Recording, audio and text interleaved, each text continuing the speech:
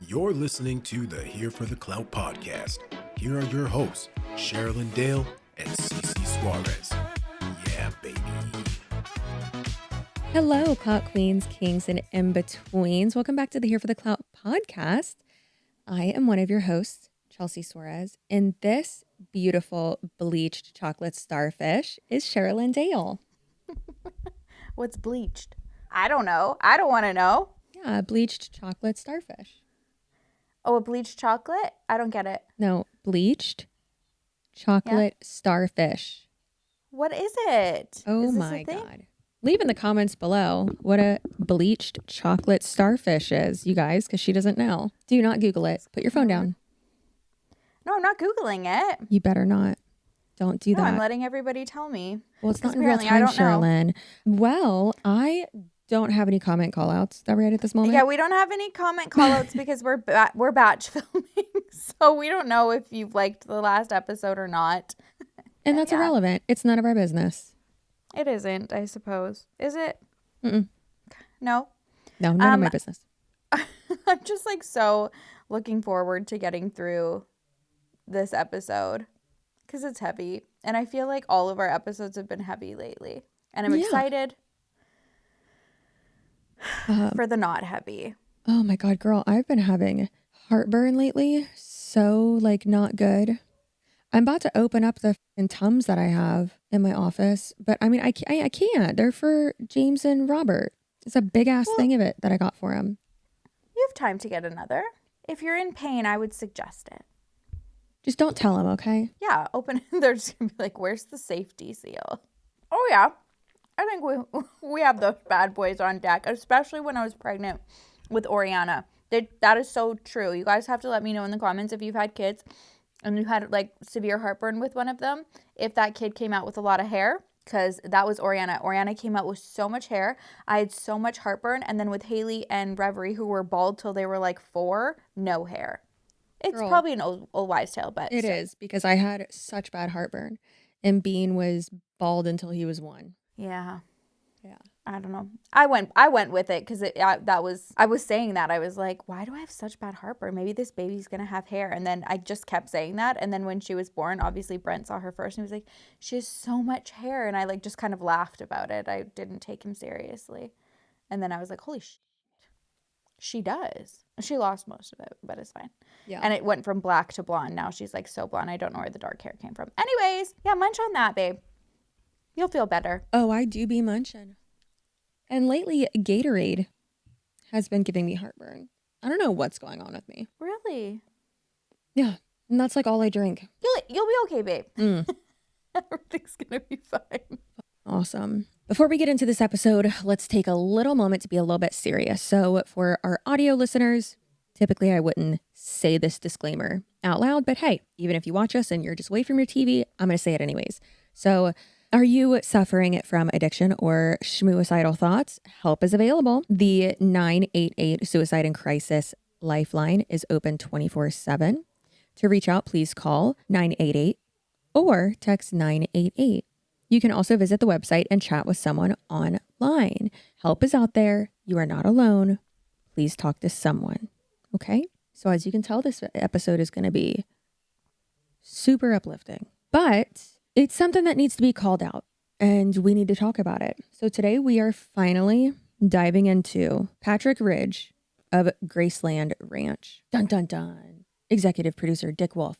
Who's Dick Wolf? I don't know anything, apparently. Get her. Get her, guys. Get her. She doesn't know that the chocolate starfish is a butthole, and then she doesn't know who Dick Wolf is. Oh, okay, well, I knew it was a butthole because I was bleached wet, and then it hit me, and I was like, oh, a butthole, maybe?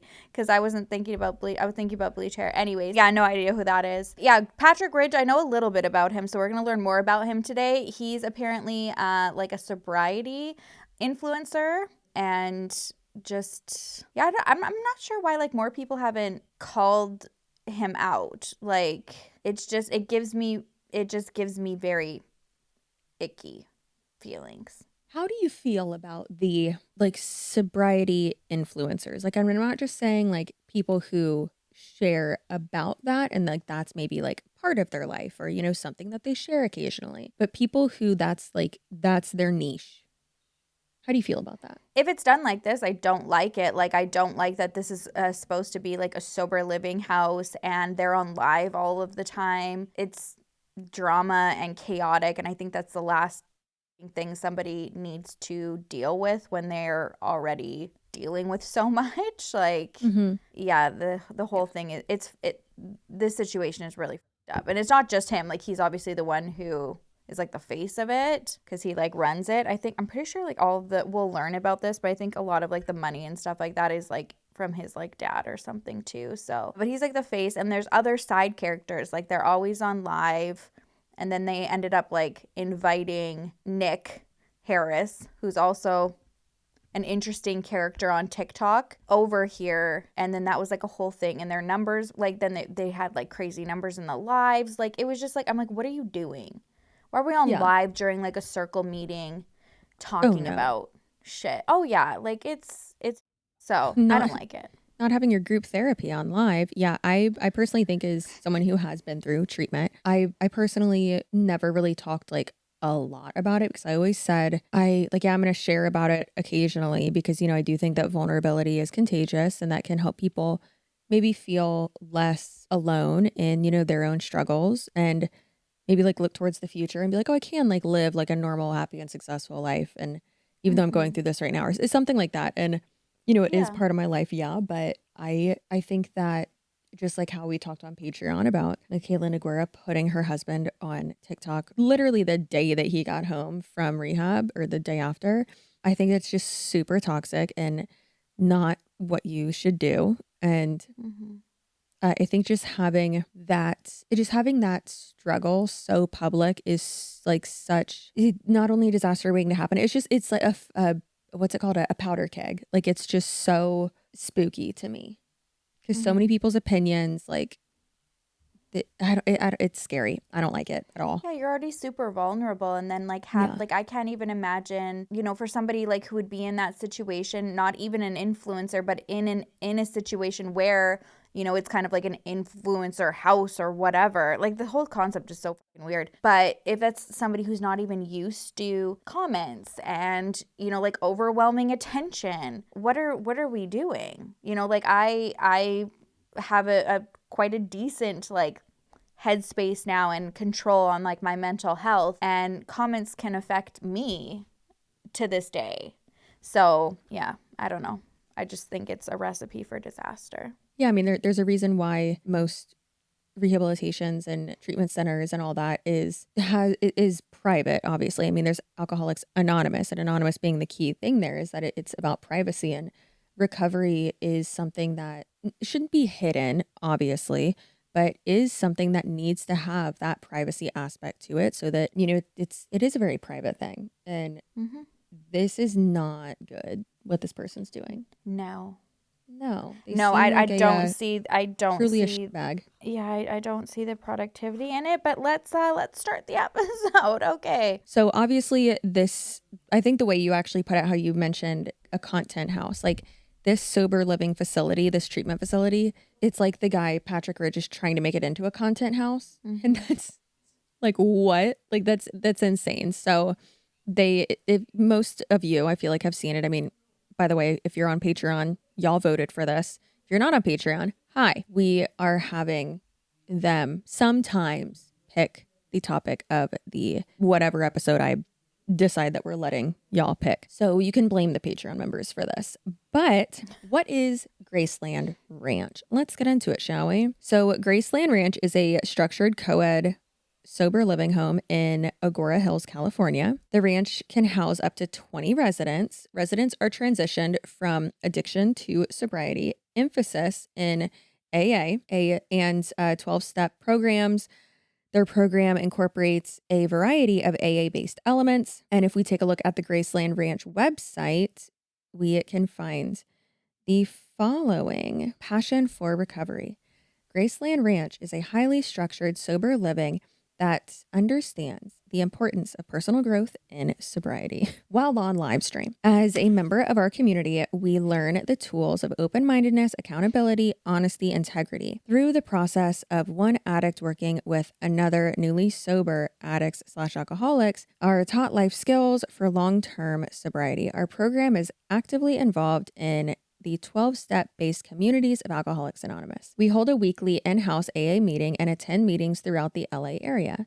We encourage and assist our residents to get jobs, to become productive members in their community. One addict giving back to another, sharing their experiences in recovery is a proven method of aiding the process. Through working with one another, the residents learn the values of giving back and friendship. So that's cool. So per the website, residents follow a strict schedule, set wake-up times, meals, chores, and curfews. That's how it is at most treatment centers, alongside random drug tests to enforce sobriety. The program promotes life skills, cooking, communication, and job placement to reintegrate residents into reintegrate residents into society. Hopefully they're already sober. It's run by founders Patrick Ridge, a former addict sober since the age of 21, and staff with personal recovery experience. Okay, so this video here, I guess it's supposed to look like what a day in the life looks like at the ranch. So let's go along the journey. Are we about to see some superb acting skills? I think we are. Wake up, gentlemen. Oh First my morning God. wake up. Let's have a great day today, guys. First morning wake up. Okay, so that's Nick too. So they used him in content because he was pulling numbers. Wake up. 15 minutes till morning meditation, gentlemen. Hey, we got 3 minutes till morning meditation. I know you're a new client and everything, but this is the structure, man. We got to be there for 8 o'clock. Okay. All right, good job, man. Let's get ready for the day. Okay. Come on. Did I get late wake up? Yeah, you got a late wake up, man. Okay. It's 8:03 right now. It's just 300 words. Okay. I got your shoes right here. I'm gonna lay them right here next to the door. Okay. Let me just make my bed real quick. God, please help me do your will today. God, please help me hear Madison's voice in a different way because I just can't anymore with her. All right, we'll get him the morning meditation. See how this bed's looking. Yo, what is this? Hold on. The paper towels in here? What's he been blowing his nose and laying in it? Jesus Christ. Come on, bro. You're coming to sober living to get better, bro. This is like Viking type living, dude. This is savage, bro. We gotta do better than this. Bro, this is not a made bed, bro. Come on, we're adults, bro. Like, Jesus Christ. Bro, this is absolutely a sleazy bed strike, dude. I gotta put it on paper. Okay. What? You left your water bottle out last night. That's a strike.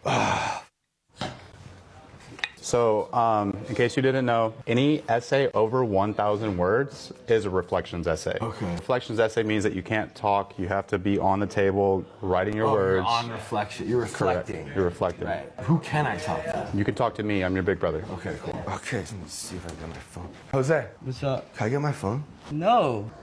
What's for dinner tonight, bro? Keaton, do you know? Pat, that's breaking reflections.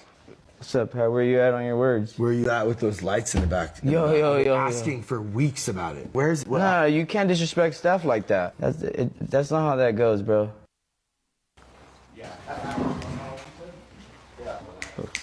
Bro, what you got going on, man? Bro, where's your mop bucket at? Is that mop even wet, Mr. Ridge? You're not slick, bro. Yeah, this one's gonna be good. Where's the strike board at? Oh man, it's so nice to come to Graceland, just check in with people and chill. I need my phone. Can I please just have it? No, and you're not allowed to just ask me questions like that. You can ask at check-in or you can ask at dinner. I'm just here to say what's up and how are you doing? Damn, man. Pat needs to chill. I don't have this. I gotta hurry up and get to this other chore right now. And is this anyone's? Nick made it. I had a bite. I'm kind of okay. Oh, dope. I'm gonna have some. Okay. I have to go write this essay. This is riveting. Also, This is who's really that? good. I don't like her. Madison. You got to strike, leaving an item out. Strike You know, yourself. it's just at this point, it's like it's just funny. It's not even. It's just ridiculous. It's ridiculous, bro. She can't possibly be like this with you guys too. It's a vendetta she must have with me. Dude, I can hear you. Do you want to talk about it?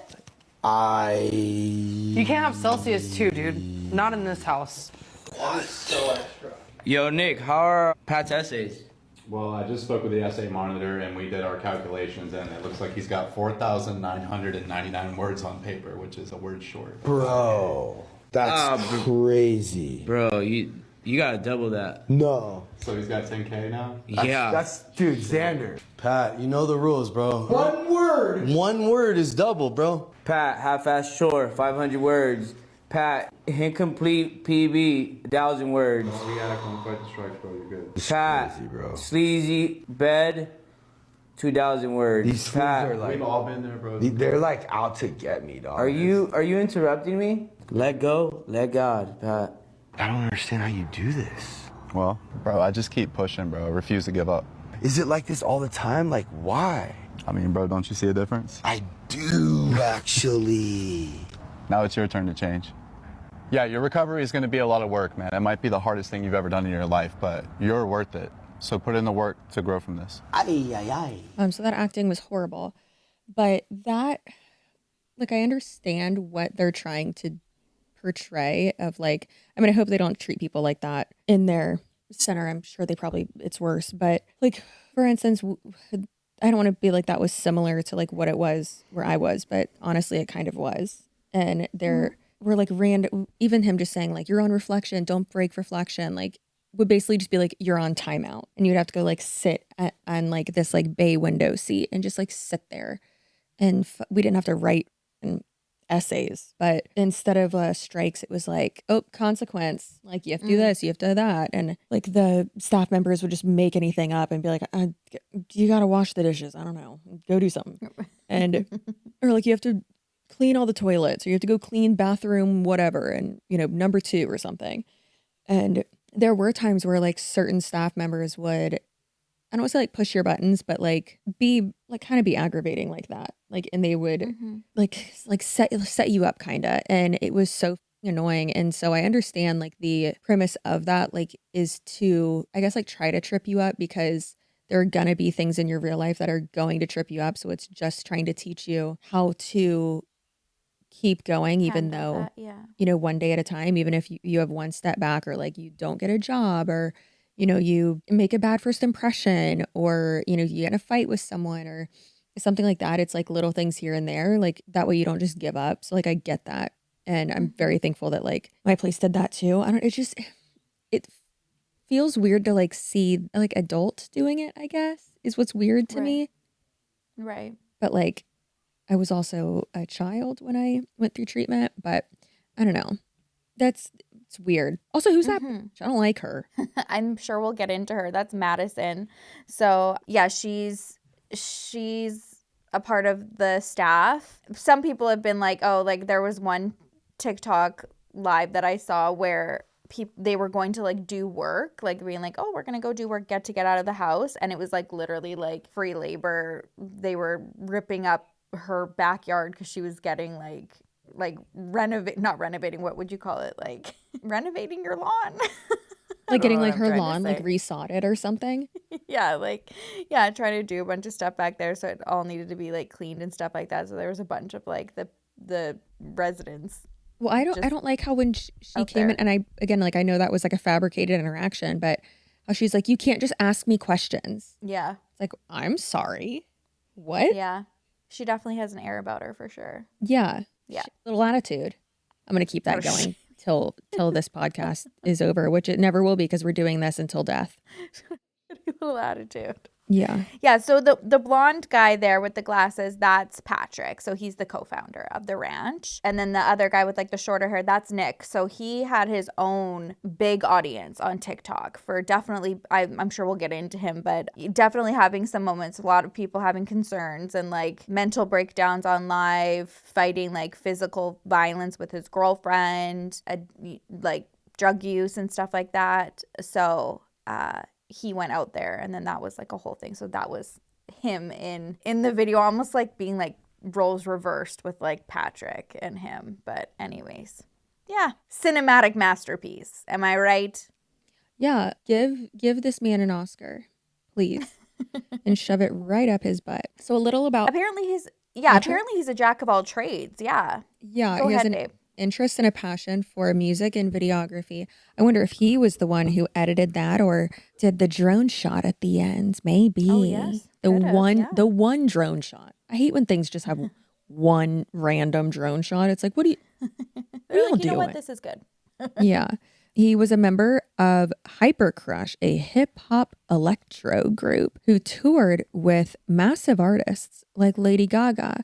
He described himself as a hope to die alcoholic who hit rock bottom before getting sober at 21 years old. He claims that he's been sober for 19 years and he lives by the mantra, one addict helping another, which is, I mean, in like treatment, that's pretty normal. Like in AA, you have sponsors and you lean on people who have been through it and, you know. Not feel like you're being like talked to from somebody who is not understanding like what you're going through. Right. Yeah. Okay. He opened Graceland Ranch after his parents purchased the property for him in 2020. Must be nice. Patrick is married to Veronica Ridge. That sounds like a made up name, who is not sober. Okay. What is this video? Oh, okay. You didn't understand. So let me help you understand again. I do not own Graceland. I have no part in Graceland whatsoever because I'm not sober. So I'm not helping people get sober. I'm not an addict, but you can go ahead and think what you want. However, Learning to Lose is part of a brand that I'm a part of. And that's it. What? What? Is that it? Because I have questions about how you started that and how you ended it. I need more before and after, girl. We need a lot of context here, Veronica. What did you say? Kelly says Veronica's admitted to using recreational drugs in the video that we just watched. More on this later. She's a hairstylist. They launched Learning to Lose. Oh, okay. So I think that's what she said during the pandemic and shared content on living with addiction, relationships, and life on social media. They have a child together, a son that was born in 2021. In addition to running Graceland Ranch, Patrick owns Ridge Production, a videography company. All right. So he probably was the one, babe, that did the editing. He's also associated with Learning to Lose, a podcast and brand about recovery and real talk, co-run with Veronica. And all of Patrick's business ventures, including Graceland Ranch, overlap, which has caused a myriad of controversies. And I was just going to say, yeah, we've got a lot of ventures and overlapping and I don't know, kind of, what would you say? Conflicts of interest, I almost feel like, right? Yeah, she doesn't seem sober. No. And I mean, I guess if like you're like a private entity of somebody, like, because like I have people in my like life that are sober, have had struggles with addiction. If I were to help them with like a volunteer program or something like that, I wouldn't necessarily be like, I guess I wouldn't, because I haven't lived that life. So I don't know. I'm just trying to think of it in that sense. Like if she met him after, like Michaela Neguera, for example, like if she's still drinking and Cody's not, do you know what I mean? Is that type of situation? Yeah, I mean, obviously, you know, you want to be as supportive as you can for your partner. But I think when it's that fresh. Suffer? Yeah, but when it's that fresh, of course. But yeah. He says that he's been sober for 19 years. Like, for instance, my dad's been sober for 34 years and my mom drinks. And like, It's not an issue for my dad at all. It's obviously, like I said, when we talked about Michaela and Cody, like everyone's treatment is different. Everyone's recovery journey is different. Like, I don't know. I don't think this person's sober. I want to be sensitive and I don't want to just say things, but also like, do you know what I'm getting at? Like where if she's high, like maybe it's even pot or something, because she said she's not sober, so we don't know what it's on, how that, like what that looks like. Yeah, so she said in the comments that she drinks wine or someone said that she drinks wine and smokes, and she acknowledged it or like agreed with it or whatever. So I mean, yeah, I mean, I think I don't know. I don't know. I'm not a big fan of her already, and I've seen like one clip of her, but that's okay. Yeah, and there's also like, I think we'll get into it a little bit later too. Patrick had like on the website said that he had been sober for 19 years, but recently has been a relapse. I don't know if that's like accurate or not, and if we're gonna get in there if that's been fact checked. So couple years, that's it. Yeah, me too. Maybe 1 year, 2 years, but then I relapsed, man. There you go. I had 20 years sober and I relapsed. So yeah, I think that everyone may have gotten what they wanted. I relapsed and I fell flat on my face. I was just running so fast I tripped and fell forward. But now I'm up and we're still helping people. We still have people in the house. Either way, that the community that is Graceland is it's so strong. There's no way that anyone could ever disband that or puncture that. It's just a rad community. And we just are trying to just spread the love. And I don't know. That is also something I don't think should have been on social media, because from what I was seeing, that was all playing out in real time. I wouldn't hope that he would relapse, but I also wouldn't hope that they would have lied about it. Yeah. So the reason why people were asking, basically, like, it's not only that it's her husband that runs it and like she's not sober, it's because a lot of their business ventures like overlap with each other. So Veronica and Patrick launched Learning to Lose during the pandemic and shared content all about, you know, living with addiction, relationships, social media, life, and all that, right? Mm-hmm. And they have one child born in 2021, a son. In addition to running Graceland, he owns, you know, Ridge Production, like you said, but it's also the learning to lose thing is, so that's her business, but they were also like, that business has operated out of or done business in like the bottom part or like the bottom floor of Graceland. So that's, right. So it's all enmeshed together. That's also, like you said, why it's problematic for sure. Yeah. Conflict of interest or whatever. Yeah. So he is a co-founder. That means there's multiple. So another co-founder is Danielle Nepes. I haven't seen this guy. Oh, no, I think I have. And she began her career in the entertainment industry and is also a recovering addict with a past of substance abuse. And then there's Madison, the one that I don't like, who is the program director, who was like, hey, you can't talk to me. Madison is a program director, but don't talk to me. Yeah, you're not allowed to speak to me, okay? She's the program director. She is in recovery after a battle with alcoholism and being addicted to opioids. After struggling with addiction for a decade, she reached out to Graceland after seeing Patrick on TikTok. Madison has been in recovery since 2021, and she's the operational director. Yeah, that's a little bit concerning. I didn't know that. I didn't know that was that early on. Girl, no wonder she's like power trippy. That can definitely be something that people struggle with after getting sober, is like having that like feeling of like self like righteousness kind of. Oh, okay. Yeah.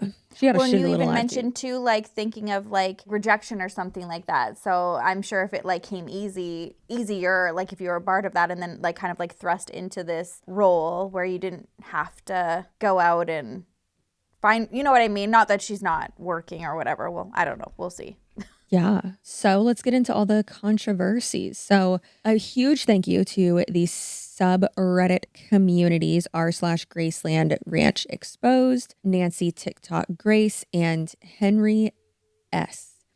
for providing us with so much information. We appreciate you so much. And you're really out there doing it. You're doing it. We're real proud of you.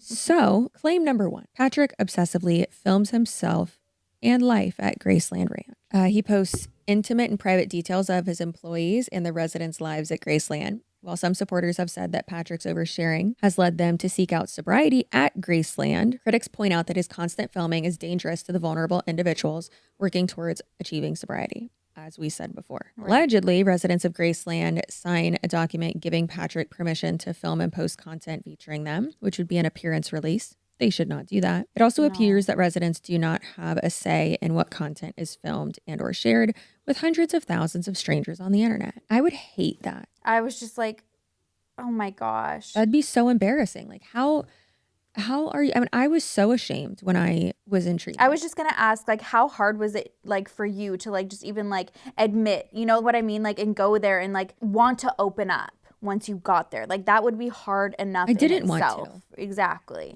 No one wants to. No one's happy to be there. And no, and if you are, then you're bullshitting. And no, I wasn't.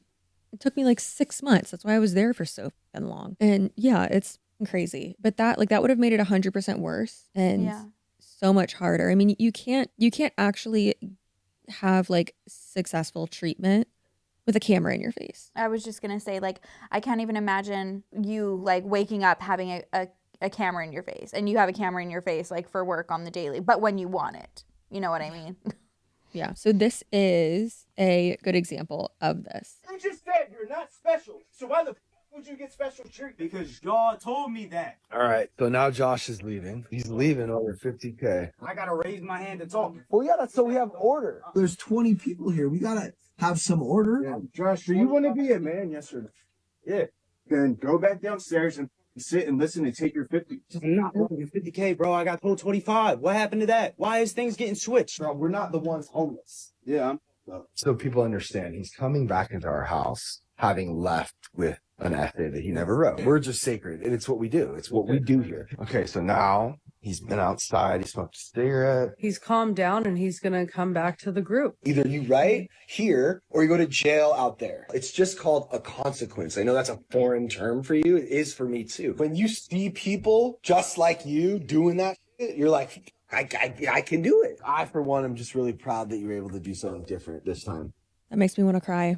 I'm just thinking about the times when like I was so just like beaten down and like I just felt so defeated and like my words and like actions were just taken out of context and like manipulated when I was in treatment. And if that would have been put out there for everyone to see, that would have I would not have survived that. Like I 100% would. I would have been humiliated, and I probably not to be dramatic, but I probably would have taken my own life. Well, and that's the thing.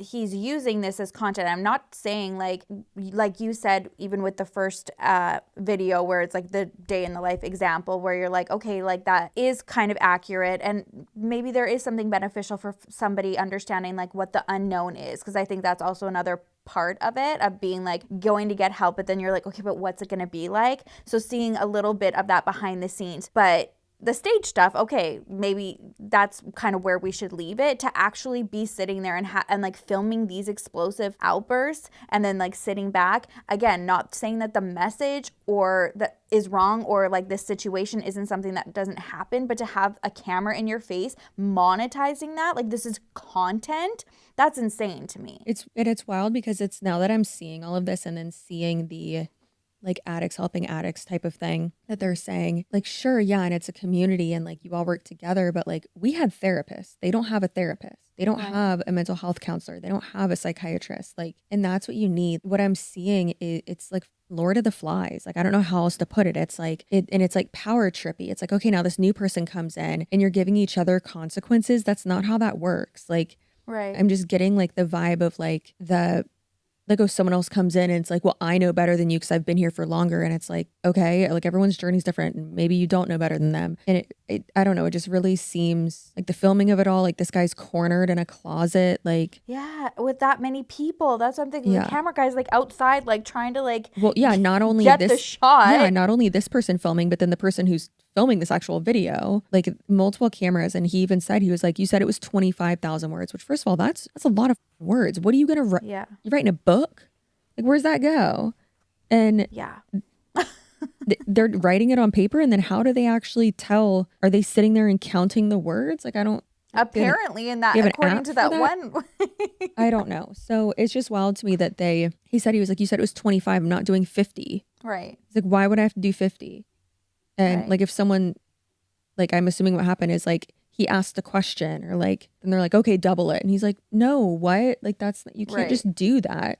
So from the standpoint of like therapeutic wise, sure. And concept of like kind of throwing random things at you, like life happens fast, life's not fair. Like, so like one of our consequences was like, you got to spin the wheel. And it was a consequence. That's why I like hearing him say consequence right there was like triggering for me. But you had to spin the consequence wheel.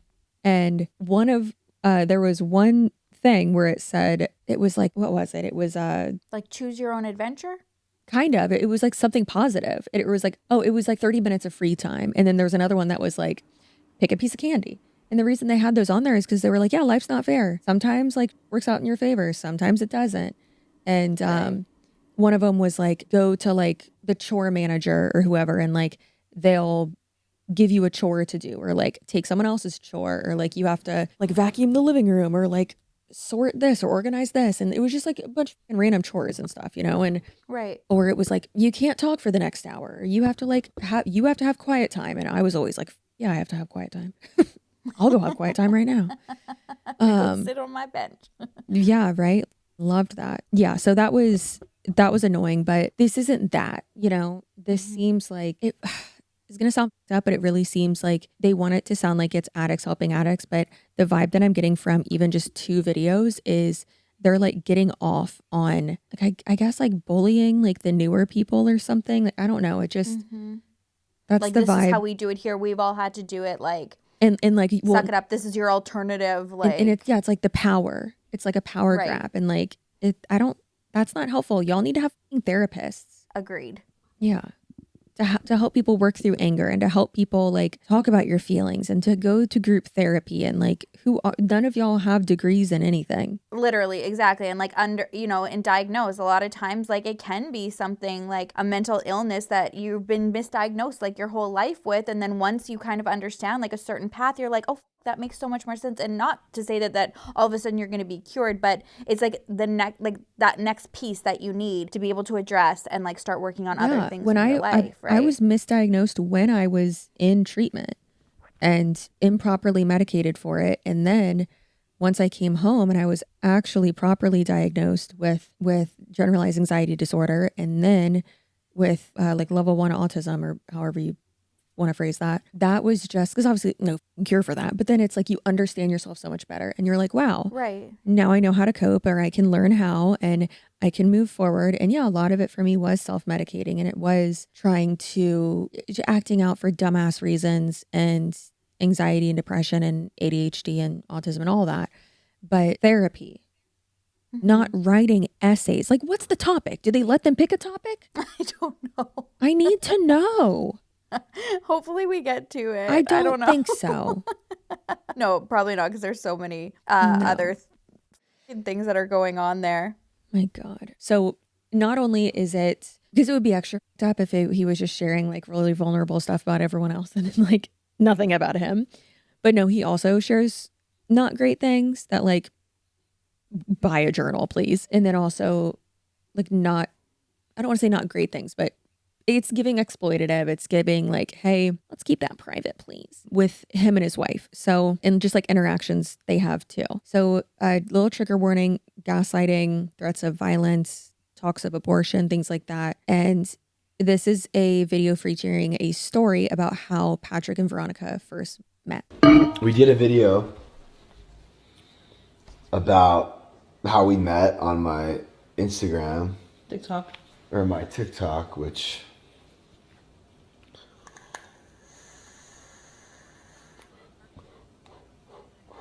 Veronica, you don't... What are you doing?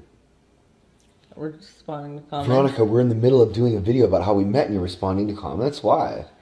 Because if I start talking, you're going to interrupt me anyway, so I'm going to let you get started. Don't do that. Sir, you're ripping your vape and you're on your phone. Like, what? He's so icky to me. And also, hey, you guys can cut that out. You know that, right? Like, we don't need to be a part of this.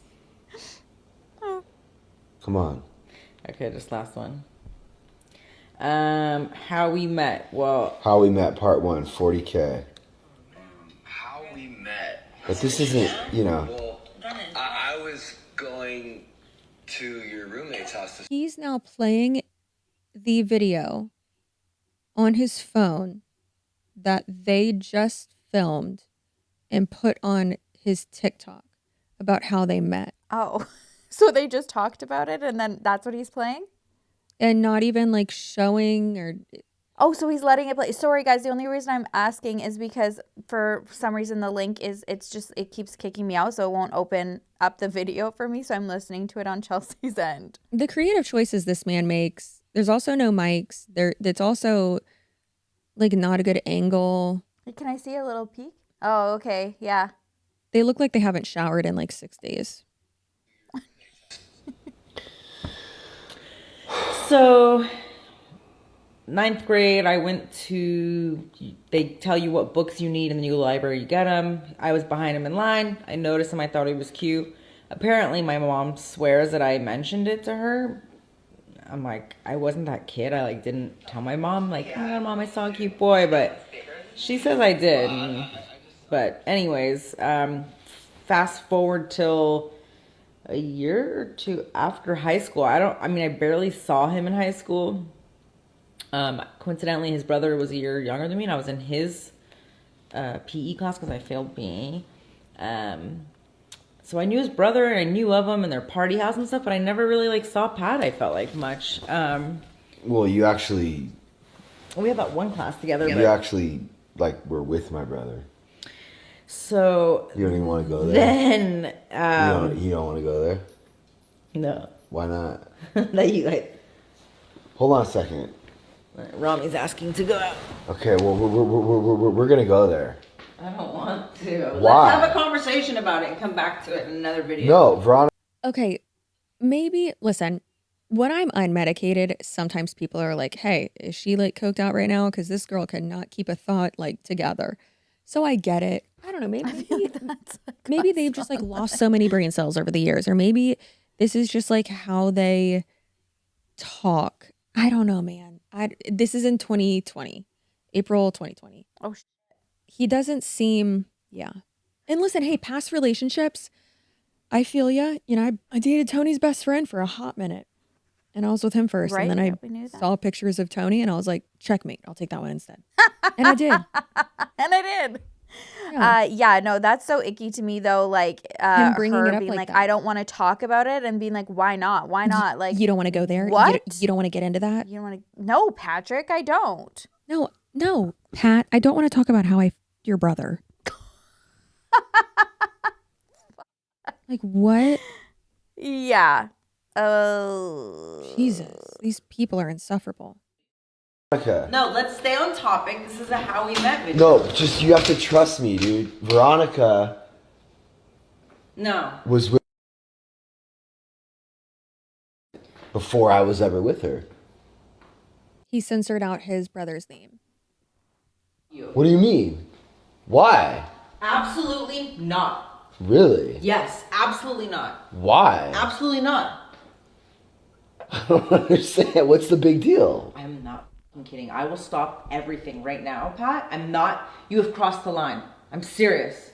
I will throw your phone right now. Wait, why? That's not for you to tell everyone. He's filming her right now, like with his phone in his phone in his camera, his phone in his hand, and then also like this is giving like webcam though, like this is giving like camera that's on the computer or whatever. I think this is like our view is from a laptop, but yeah, he's like, why don't you want to talk about it? So the webcam is filming that interaction, and he's like, he's doing that, yeah. He's like this, like to her, like separate. Oh, okay, so the camera's picking that up. Yeah. Wow. I can't, like, I'm just triggered listening. Yeah, again, not to be dramatic, but I didn't consent to seeing or hearing this. Oh, you know what they are? They're that couple that when you're, like, they're the couple that you don't want to go to dinner with because they're just going to fucking fight the whole time.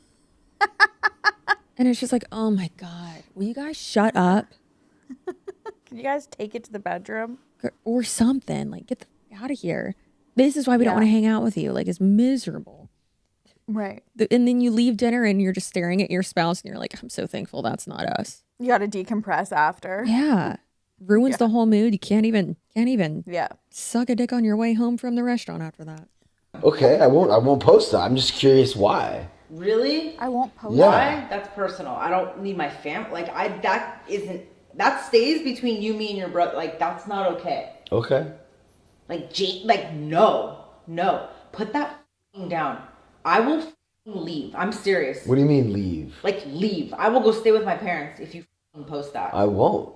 I will be done. Okay. I'm serious. Not like done in our relationship, just like Okay, done. well, we've... Why are you still filming if you're taking me serious? I can take the beginning out. No. Nobody even needs to know what we're talking about. Pat, I'm asking you. I'm really chill. Delete that. And then he still posted this. Like, still like what we're the like hearing YouTube this. one or wherever this is. I don't think he posted the one from his phone. I don't know, but it's like, and listen, that's like, I can understand because with me hooking up with Tony's best friend before I had ever met Tony, I don't want, well, also that best friend was the one who took his own life, sadly. But like, if they were still friends at like in all that, and like if he was still with us, I wouldn't want Tony to go up to like his family and or be like, hey, Chelsea had sex with him. Right. That's extremely inappropriate. Like, what? Yeah, and I mean, some people might be okay with talking about that. That's their fucking decision. Yeah. This woman is clearly clearly this not is okay the with it. boundary. If I'm already like, you know, I'm seems like she's kind of an open book to begin with. So if she's got a boundary, like fucking listen to it. Yeah, that she literally said multiple times. Multiple times. Yeah. That is triggering. Yeah. You're actually not chill. No, about everything. Yeah, I know That's you are. mine. And I don't need you to edit it in your way that it's still going to be fucking noticeable. What will be noticeable? I don't want any of that. Veronica, you being angry is... I'm angry. I can't think of why. It just pisses me off that you can't say, you know what, I see that this really hurts you, and for once as your partner, I'm gonna take... No, you don't. You're laughing and you're thinking this is amazing content. I know you so well. You don't respect what that was for me emotionally and what that's like, and you don't get to do that. He said this is That's amazing so content. telling. That doesn't mean that I'm going to post it, but he did. Yeah, he did. And for her to also say that, yeah, like, I know you so well, that just goes back to what we were talking about using like your sober living house as a content, like, oh, this is such good content. Oh, that literally made me sick, because like we're already seeing that just like from watching it, but for her to say that and him to say that, that is so fucked up. Yeah, that's fucked. I wonder how expensive it is to live, like, per day, how expensive it is to live there.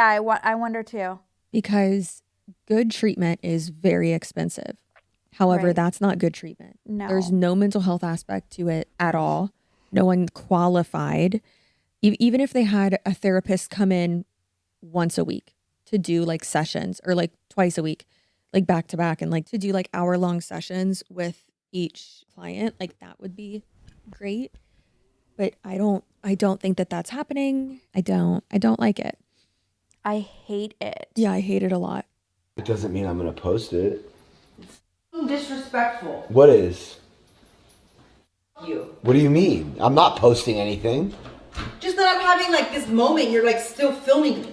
Well, that's what it's all about. No. What do you mean, no? Not that. Okay, well then I won't post it. But how am I mean, if we can't... If you really I'm supposed to like know when something's like not okay, and I can't try, and then if you say no, then I won't. I can't when I tell you no and you're still filming it, I don't have a trust. Veronica, when you did that in there, that video where you got upset, that video was... You didn't want me to be filming you. What are you talking about? When you were upset with me and you were yelling at me, I don't have trust. Alright, that's a long time ago. We're in this TikTok thing. That is you're not putting that up. I already said I won't. Then why did you keep filming? Because you were angry. And you being angry at me is like good content. Well, that's not it. What's not it? That's not the anger video.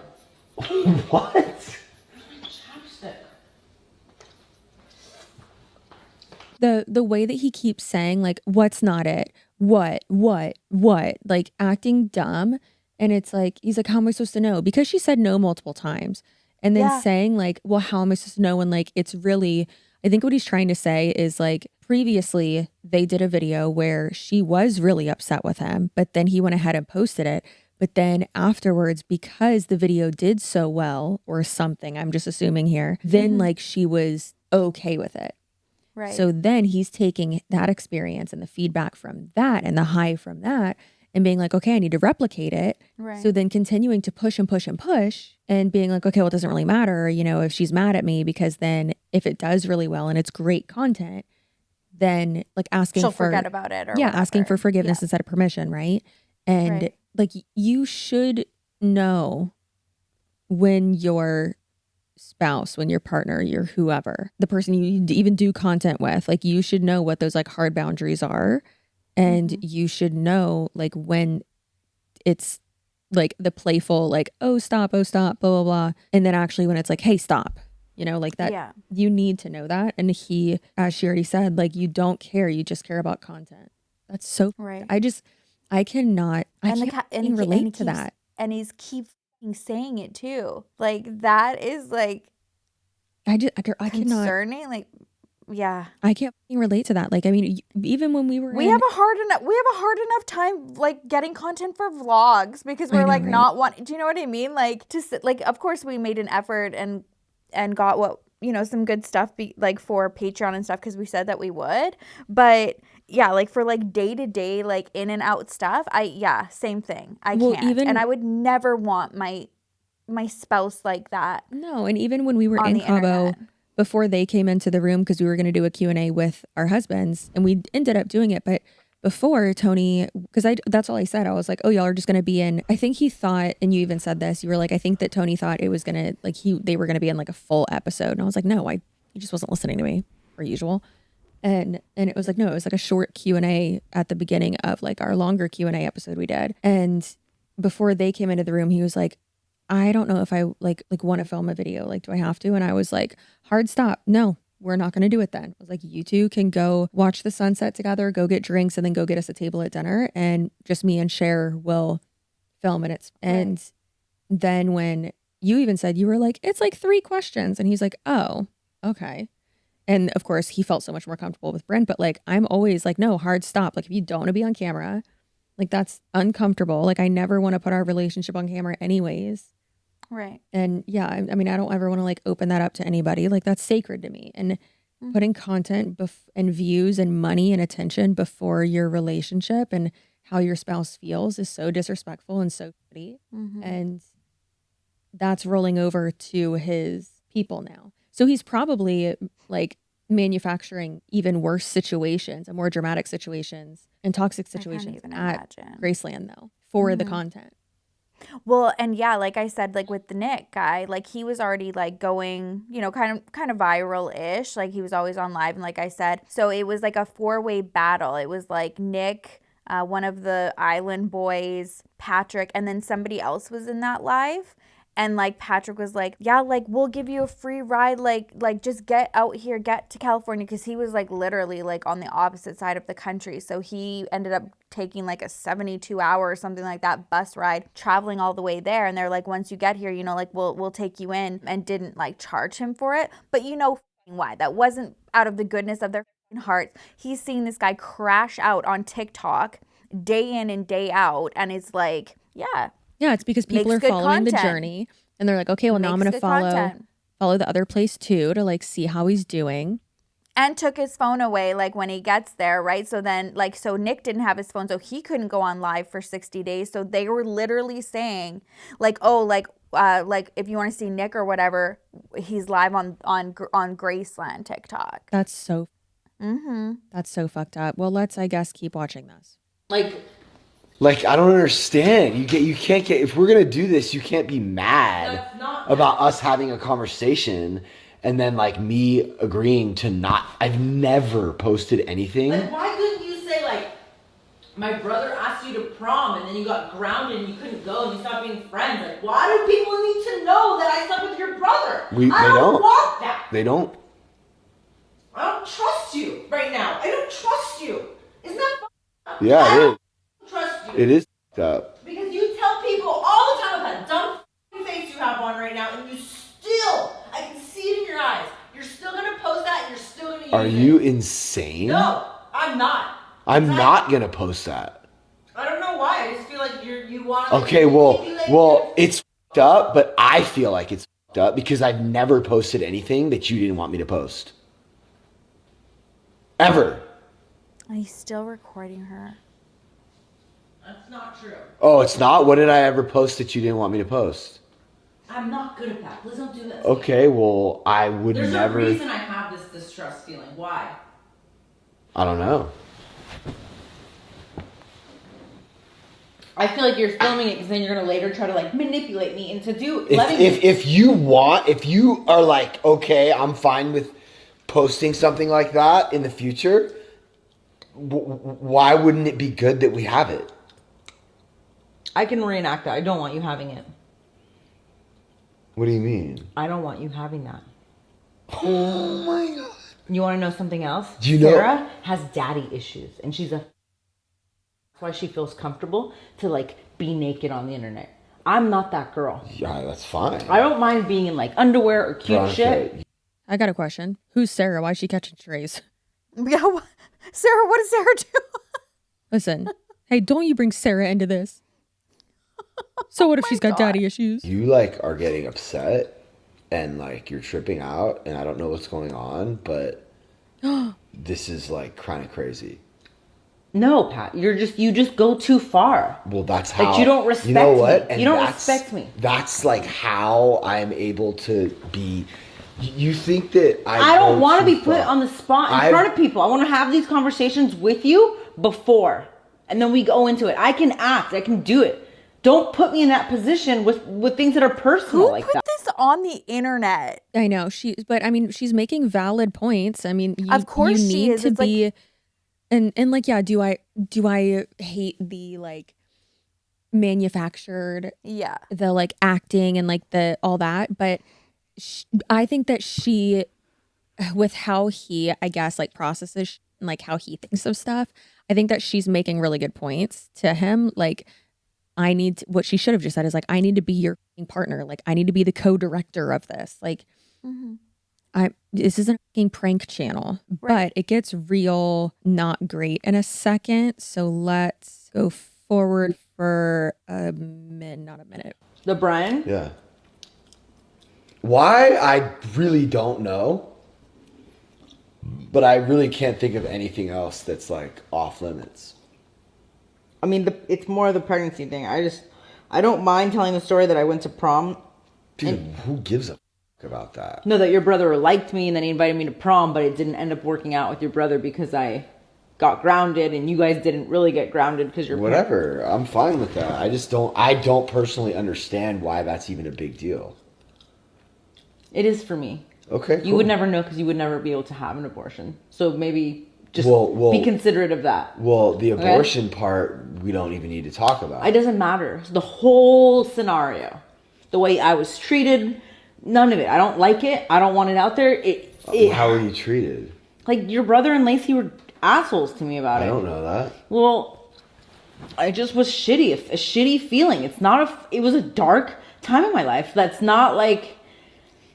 I want to you're like, you freak me brother. It's like, that's not funny to me. I blacked out on Xanax. I don't want to, you know? Okay, well, I personally think all the darkest times in my life and all the things that I've been through, that's your brand. It's not my brand. Being able to get. Exactly. Yep. Listen, I know I said I didn't like her, but I like her a little bit more now because it's that like self-righteous type of the, well, I'm in recovery and I know better and blah, blah, blah. So what happened was apparently she hooked up with his brother and she got pregnant and it was in 9th grade and or in high school or something. And then she ended up having an abortion. And I guess his brother and she said Lacey, I guess that is maybe their sister or maybe like their mom, was like treated her really like about getting an abortion, I guess. And then she said that she coped with it like really horribly and that she was barred out for most of high school, which that girl, that's trauma. That sucks. Yeah. And so then for him to bring it up like so casually like that, like, oh, you f***ed my brother. Like that's so disrespectful. And then this is also what I hate so much is that when you clearly like articulate something to somebody about like your feelings and your boundaries or, you know, like why you reacted a certain way. And then their response is, well, I've had trauma. Like I deal with it like this. Like I'm putting it out there. Great. And I'm so glad that she said that. She's like, that's your fucking brand. Yeah. Not mine. Yeah. Good for you. Like we always say, good for you, this isn't about you. We're talking about me right now. Yeah. Yeah. You keep asking me, what do you mean? What does that mean? Like, I'm telling you. Oh my God, I hate it. I also don't like how deep his belly button is because it looks like you could like pour a whole bowl of SpaghettiOs in there. That stuff is what made me the way I am. And That's your brand, not my brand. okay, And you don't get into specifics of your. I will. Yeah, what? Ooh, Whatever. You want go ahead and tell people you put your finger in your ass. See how well you're posted when you took a shit in the yard. Or whatever, and you spread your butt cheeks when you walked in that room. Go tell people that. I don't want to go out there and be like, I was this. That's okay. It doesn't seem like you really think that. Veronica. You don't understand why I just wouldn't put it out there. It's great content. I don't understand. But that's okay. If you don't want to, I'm fine with that. Thank you. There's nothing else I'll put on limits. I promise. Yeah, you but that. why are you like not trusting me? Like that's not chill. Because you kept filming, which is like almost like. Because the end of that was like gold. It was you like really like I pushed it too far. What that thing that nobody really cares about that and no one will ever know. That's what I'm saying. It's like that's why I was so upset is because it was so important to you to get the content that you wanted to hurt me in that moment. Hurt you? What? By continuing to film, it's disrespectful and hurtful because you're not taking my feelings seriously in that moment. I am though. You're not. Dude, I was like tripping. I still am. Why? Yeah. Because you're like it's serious about that. Yeah, it's not my brand. It's so manipulative. So manipulative. Yeah, he sucks. And Veronica, you're never going to see this. Who are we kidding? But please get away from him. Take your child and get away from him. That is so f***ed up. Please. You can do hair anywhere, girl. Get away from him. But gets worse, according to the next video. Jesus Christ. So the next one, this is from the Graceland Ranch Exposed subreddit. And apparently this is Patrick filming Veronica selling mushrooms out of their house. Yeah, but Veronica, I don't understand. Wait, there's 8? What did you just ask her for? Are you sure? Because I Googled it a bunch of How times. many 8s are in a gram? No, but Wickham's just like, oh, I wonder if you could hook me up and get me some mushrooms one time. And she just dumps out. 3 ounces? But why do you have this many mushrooms? Because people, you post all these videos about me doing mushrooms, people go, please can you get me some? And then, so this belongs to someone, and then I think this belongs to someone. So basically my wife is a drug dealer. No, I'm not. I Well, I help mean, people that's- out. I guess I don't make money on it, I just sell it for what I get it for. Mm. I just help people out. It's like... I think this will be a great YouTube video. But can you not show mushrooms on YouTube? I don't know. Mm-hmm. Did I ruin this painting? That's a good question. We just had a really great podcast. I'm really excited. How much is it? How much is it? Yeah. Really, how much? So for being a videographer, I love that I'm literally just seeing his ear for like half of the time. Like, it's going to be a really great YouTube video. Yeah, I'm inside of your ear canal, sir. What is it? Can you show me how he's holding the camera? Literally the whole video. Not all of it. And then he like quickly goes around to like other people and it's like whiplash. Yeah. Don't get me wrong. I think microdosing like gummies and, certain mushrooms can be okay. And then I don't know. It's just obviously not in that setting. Not when you own and run a sober living facility. And then also not when it's just a conflict of interest for sure. Right. Yeah. Because I don't think you should get into that when you're like trying to get sober. Like that can come way later if you like, I didn't get into gummies until I was like already 10 years sober from like everything else. And I was like, oh, taking a little nibble of this is kind of great. Like this helps with anxiety and I can sleep and blah, blah, blah. Like it's fine. Mm-hmm. Yeah. Yeah. And this is like at the facility, right? Like he was recording like in front of residents that are there. I don't know. Cause I don't really know like what the house looks like. I don't know. I think it's their house. We can only see his freaking ear anyways, I guess. So yeah. You know what? That's a really great point. Yeah, I can only see his ear. So I know what that looks like, though. So you mentioned Nick earlier, and Patrick, it seems like it is the overwhelming opinion of everybody on the internet that Patrick has showcased and exploited him as well. And Nick has been to Graceland multiple times, apparently, which is never a good sign. Of recent, yeah. So it was like, I don't know, 3 months ago maybe, is when he made that journey across. So then he did, I think, 60 days, then left, then came back. I believe he's gone again. And that happened within like a week's time. So like he was like gone. They were like battling back and forth on TikTok, like about, yeah, Nick like complaining and then Patrick complaining. And then he ended up going back. And then now I think he's gone again. Is this place a cult? I don't know. I don't know. I don't think it could be cult enough because like they put so much online. Yeah, I guess you're right. You know? Yeah. It's exploitative for sure. Of course, yeah. Okay, so yeah, Nick in himself also has issues. So he's got a lot of mugshots. Like I'm still scrolling through the mugshots right now. Yes. Holy. Isn't that insane? Okay, why won't this? The mugshot from when he was 30 years old is like half of his face. They were busy. They were busy that day. They were like, all right, you know what? along. In and out. Oh, okay, so this is from Reddit, kind of just giving background on Nick because, like I said, when he was making that trek there and then had like first gone and everyone was like, oh, well, Nick's phone's going to be gone so you can follow here. People were pissed, right?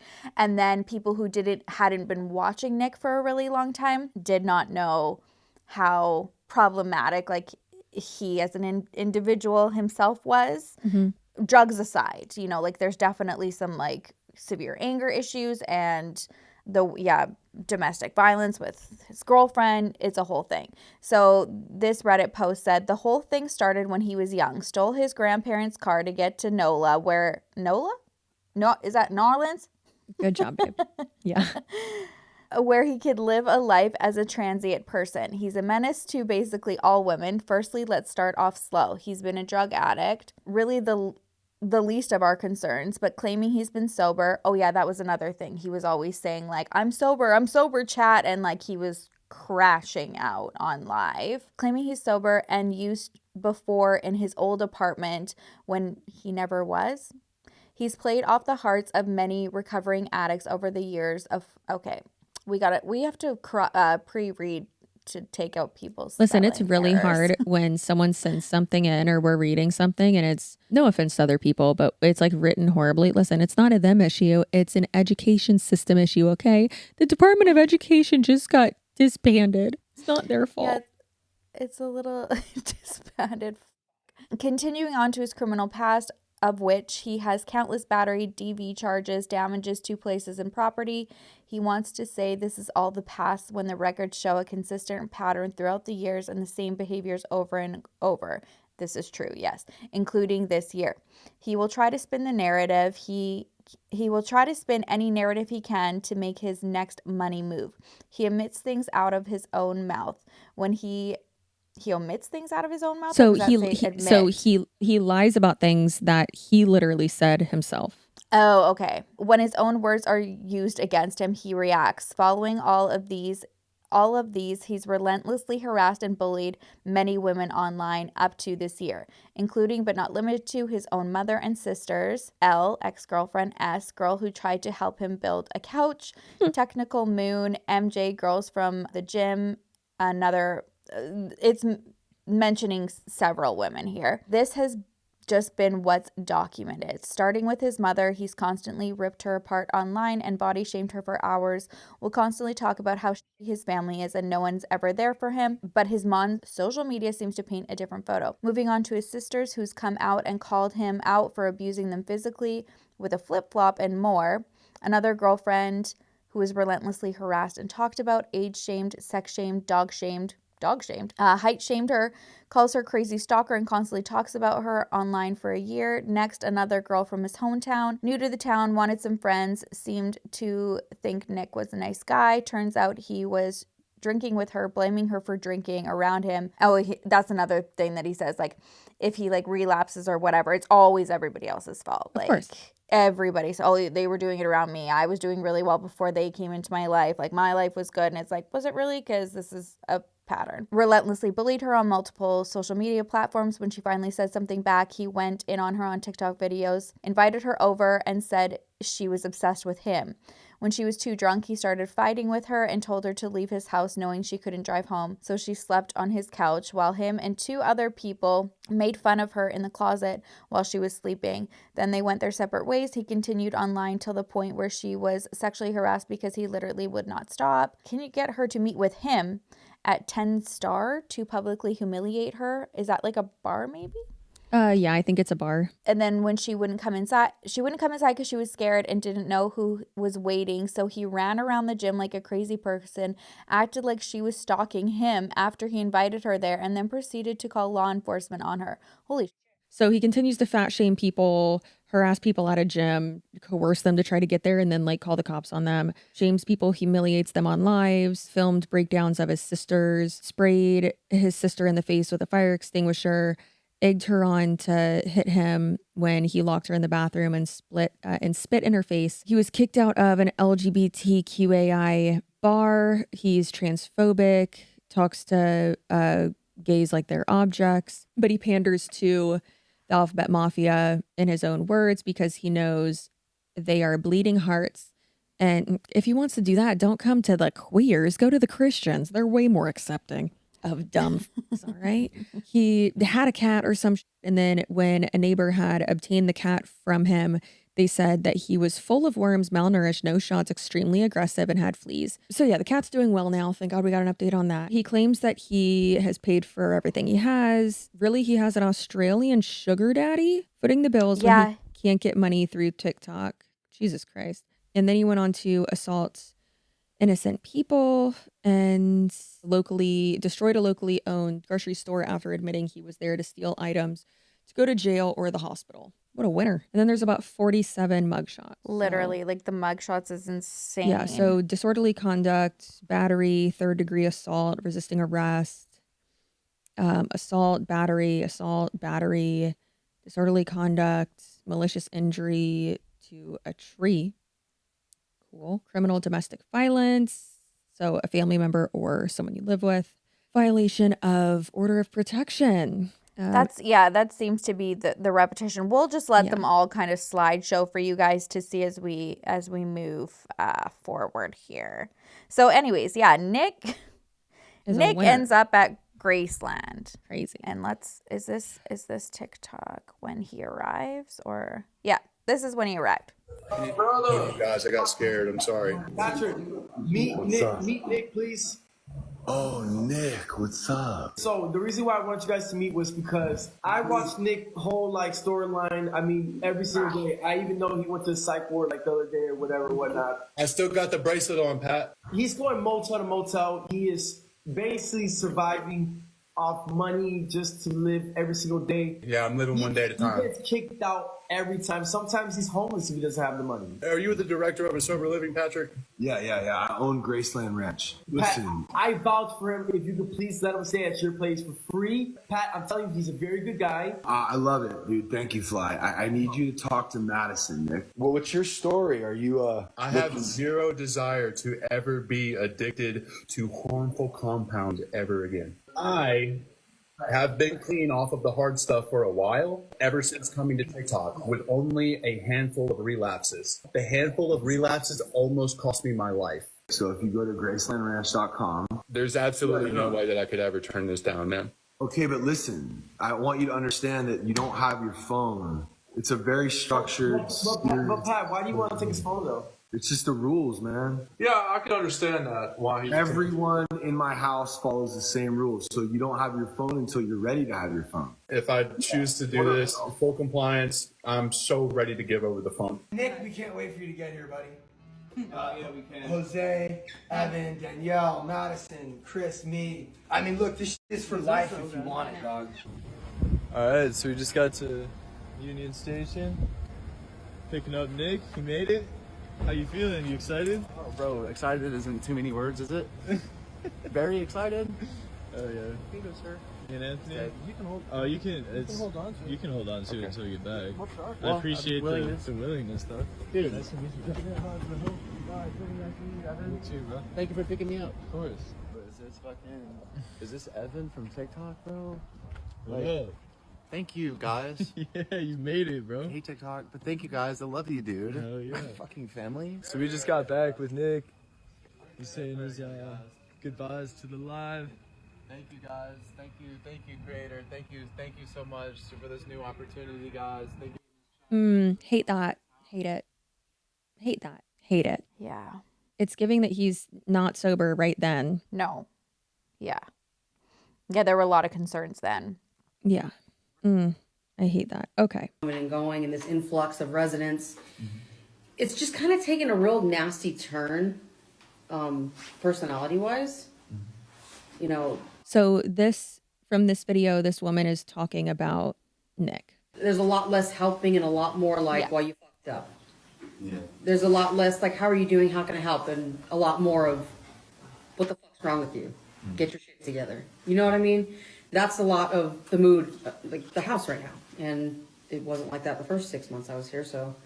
If you want to be honest and you want to be a part of this house, then when I asked you earlier if you felt like you need to be in this house, what did you answer for? You asked me if I needed a sober living, and I said no, I don't need a sober. 3 other people were in that room. It was around 1 p.m. It was Okay, so you're going around and you're setting me up left and right, bro. Like you're also interrupting again and again and again. So the other people that were in that room, since he's not going to answer the question truthfully, if one of you guys wants to relay it, or I can just say it. I mean, I don't, was it today? Yeah. Or, so whenever I was making coffee and such? Or whatever? Yeah, and then you said fireman. Oh, yeah. Okay, so today whenever I was making coffee, I am. You see how he just looked at the camera? Yeah, they're on live. Like, so he's like reading the comments and being like it's so f***ed up. They're on live. So messed up. Oh my God. Oh, yucky, yucky, yucky, yucky. Aggressiveness kind of happens, and I was like, hey, chore related, firewoman. So we're gonna go ahead and stop this conversation. It doesn't need to go any further. Just to kind of avoid a possible back and forth argument, whatever it would have been. But yeah, that's what happened. And also, can I please go to the bathroom? Yeah, you said, I don't need to be here. Graceland needs me. I never said that. Yep. Yo. Didn't say that. We did. Blue. I did not. Yo. Based on that same timeline when she was making coffee, what coffee mug is yours? It's gonna be 1,000 words every time, dog. What coffee mug is yours, Sabrina? It's the Dodgers one, the big one. Oh. As I said. It's actually the cup you use for coffee. It's all me, bro. It's all, Oh, God. It's all about me. Okay. I don't need to know what cup she uses for coffee. Literally, yeah. Yeah, and then every time he talks or whatever, they're like, it's another 1,000 words. Well, it's also like he was like, oh, you're interrupting again and again and again. And it's like, well, isn't that a conversation? And he didn't interrupt the guy mid-sentence. There was a pause. He answered, yeah. And that's how conversations and again, work. why is this on live? Like that, why? No, it should not be. I want a mommy. I want a new mommy, bro. Please. I thought, cause see, they lied to me because I thought I was getting a new family and a new home, and then they lied to me, and now I still want somebody to love me. I want a new mommy, please. I want a new mommy, please. I thought I got adopted, chat. And they had lied to me. As I sit here with my Krusty Krab pizza, it is the pizza for you and me. But I don't understand why I'm sitting here eating it. I could be eating it at your house. Look at the comment section. All these people that take it so serious. They're like, oh no. I just want a new mommy. I want a new mommy. Because Nicholas needs to nurse. Yeah, I'm ready to commit. You can talk about my teeth all day long. I'm going to have a new mommy soon. Ha ha ha ha ha ha. As long as I stay sober, it doesn't matter what I do. As long as I stay sober, it doesn't matter what I do, chat. Oh, this one apparently is a great recap of Nick and Patrick. Okay. This whole Nick Harris, Patrick Ridge, and Graceland is one big hot ass mess, if you ask me. I mean, ain't nobody fucking ask me, but I'm gonna tell you any damn way. Now, for anybody who needs to play catch up with the class, Nick Harris was a person that went live on here a lot. He was dating a lady named Mariah. They was bouncing in and out from hotel to hotel, arguing, screaming, a lot of DV going on. Obviously, addiction as well. One thing led to another. They split up. Nick was all over the damn place and then somehow got in contact with Patrick Ridge. Now, Patrick Ridge is the owner of Graceland, which is like a rehab facility house that, they try to help people with active addiction, recovery and all that good shit. Now, from an outsider looking in at first, it seemed like it was a good situation. Patrick, had the facility house.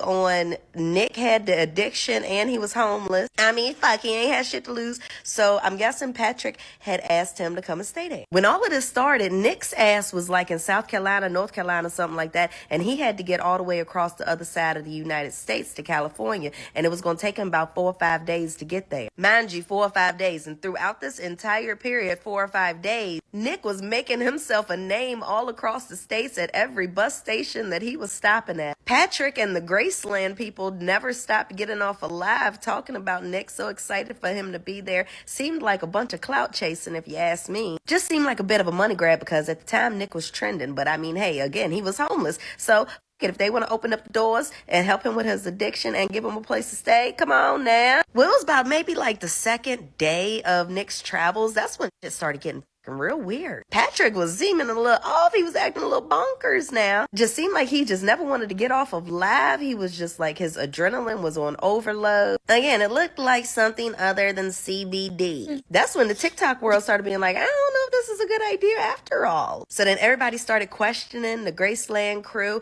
Madison, I can't think of the other people's names, and Patrick on Patrick's sobriety. Patrick was going off on everybody's asses, I tell you that. But the one that got it the most was Madison, because I feel like she was the only one really standing up to him and calling reality for what it was. And while all of this is going on live and at Graceland with all of them, Nick is traveling across the states having the time of his life, I'm telling you. Don't judge my laugh, I still have a cold. Thank you very much. Carrying on. So again, all of this is transpiring within the 4 or 5 days that it's taken Nick to get over there to that Graceland. I myself heard Patrick 3 times on live saying that he did in fact relapse. I mean, he ain't mentioned no motherfucking CBD or nothing like that, so I'm just speculating. So then boom, Nick finally arrives there. By the time he is able to meet Patrick, Patrick is already getting ready to go get himself some help. And I forgot, when Nick did arrive, Patrick greeted him or whatever. They made sure to have that motherfucker on camera. And Nick hugged him so tight and so hard. He was so happy to see him. And again, like I said, it ain't last too much long because Patrick, they had the intervention for him. And now Madison is on here trying to clean up image, but I don't know. I was feeling all right about her at first. However, after, they got Patrick up in the mental health facility that they say he's at, and not like, is it a mental health facility that also helps with addiction, or just a mental health facility? Because I don't know. But one of the T pages had got on one of their lives where it was sub only, and she was talking about the situation with the patients, and she ain't wanted to discourage them and this, that, and the third. He was telling them about how the social media was such a bad thing for him and being on live all the time or something like that. And then the CBD addiction, and then even broke down and was telling them how he was having financial struggles. I don't know what type of shit they got going on. One of the men was trying to express himself, and I feel like she was trying to gaslight him a little bit. I mean, I feel like she was trying to gaslight our asses with the damn whole CBD. I'm still stuck on that damn CBD. I'm sorry, y'all. But I felt gaslit in that moment. But then I don't know if it was the same man that was trying to voice his frustrations, but she was like, after you do such and such tonight, tomorrow you will then be a patient. I don't know what type of show they got going on. Then one minute they say they ain't gonna have Nick on the live, and the next minute Nick's on the live for a long time. On one of the lives that I saw, he was like, I'm so lonely, Chad. I don't have nobody to talk to. What do y'all think that I should do? Do you think that I should leave here, or should I stay? He does do that. I couldn't figure out what the fuck he was doing with them lips. Then, in like the next motherfucking clip, he was like, tiny, tiny, thank you, chat. Tiny, tiny, thank you, chat. What in the hell? I don't know, though. This is just something that ain't right about the whole goddamn situation. But I'm still watching because I'm nosy as hell, and I'll keep y'all up to date. But as of right now, Nick's still there. And I ain't seen Nick go through not a withdrawal yet, so I mean, I don't know. Anybody else seen him look like he possibly was going through some withdrawals or something? Has some days, have I missed some days or something? I need to tell you that I'm in love with that woman. I love her. I need to follow her now. Yeah, she got to follow for me. So that's a really good point. Is the withdrawal process. I never even thought about that. The withdrawal process is tough. It is. It do be tough. I'm really thankful that I went to the first, the boarding school that I went to first, because I went through, or actually no, I stopped using a week before I went to boarding school. So like that entire week is when I was like going through withdrawals, and my parents just thought I was sick because they never even knew that I did drugs like that. And I saw people go through withdrawals when they got to the treatment center, and that was so tough, especially when they would go through withdrawals when we were in the wilderness program. Right. That was so tough. That was really, really tough. If you want to see a good depiction of withdrawals, the show House might be a very redundant show, but he's addicted to Vicodin, and that is a very good representation of what it's like with withdrawals. I forgot that aspect was of the show. I haven't watched it in so long. I completely forgot about that. Yeah, and he goes through it. Yeah, it's tough. I mean, your body's so used to something and then it doesn't get it. Mm-hmm. Even like when I know a lot of people who, I haven't experienced this, thank God, but when you're prescribed Adderall or any type of like ADHD medication, a lot of times if you run out of it because of the shortage, those first like 2 or 3 days off of it's usually like 3 days, but those first 3 days off of it, you're like having withdrawals and you will literally like sleep for, like, you can hardly stay awake for a lot of people. It's happened to me like once, I think, but there's certain antidepressants. Well, I know even the one I have right now, like if I miss like a full 48 like full dose, like the next getting into the 48 hours, it's awful. I call it brain zaps. They're fucking terrible, and you just like can't move. It is like the only thing you can do is sleep, and it can last like anywhere from like it could be like in weeks sometimes, depending on what your dose is. Mm-hmm. And then it's terrible when it's more so like narcotics and more hard drugs, it's a lot more. I'd say a good way to describe it is like it's a lot like not just like party drugs, but like hard drugs. It's a lot more of a lot more violent. Yeah, like body sickness, like coming out of you. Yeah, and then also sweats, heart palpitations, all of the. Yeah, and then the way to make yourself feel better is to keep doing it, and it's just like then it's a vicious cycle. But yeah, I didn't even think about that, and that's a really great point that lady brought up. I like that she brought that up. Yeah. So another controversial claim, literally we're only on number 2 of the claims. Patrick has been accused of body or patient brokering and insurance fraud. So what is body brokering? I don't know, girlfriend, I'm about to tell you. So body brokering, often known as patient brokering in the addiction and mental health treatment industry, is a deeply concerning practice where individuals, typically those in vulnerable situations, are recruited and directed to specific treatment facilities. In exchange for this referral, the broker receives financial compensation, often from the treatment centers themselves. This transaction fundamentally undermines the principles of ethical patient care and treatment. At its core, body brokering prioritizes financial gain over the well-being and appropriate treatment of patients. It typically involves an individual or entity that acts as an intermediary, exploiting the trust of those seeking help for addiction or mental health issues. These brokers may use misleading or aggressive tactics to persuade patients to choose certain facilities, regardless of whether those facilities are best fit for the patient's specific needs. I don't think Graceland is fit for anyone's needs. Agreed. The practice not only violates ethical standards, but often crosses legal boundaries, leading to a significant crackdown by authorities. By turning patients into commodities for profit, body brokering has damaged the credibility of the healthcare system and can have detrimental effects on the recovery journey of the individual seeking help. I saw in the comment section of the previous TikTok that we watched, someone was saying that Nick actually lived with one of the island boys, and the island boy was the one who introduced him to Patrick Ridge. Oh, I didn't catch that chapter, but that's insane. Like, to tie that. Yeah, if true, that's crazy. Does Ryan go Thursday? Yeah, but not every Thursday, but last Thursday, Ryan, he choked up. He choked up. And the whole house turned on me. Why did he choke up? No, you're talking maybe I scared him or something. I don't know. He didn't know what to do because he's a trauma-sensitive coddling guy. And you can't always do that with these girls. This girl wants to pretend like she has trauma that she doesn't have. Okay, who left yesterday? I don't know. It's just, we're live. There's 2,000 people here, so be careful what you say. And then we have a controversial claim. Another one, detoxing patients unethically or possibly illegally at Graceland and residents receiving unqualified care allegations. I mean, we've already talked about that, about how there's no therapy. It's just like, write an essay. Stop making these people do your homework, Patrick.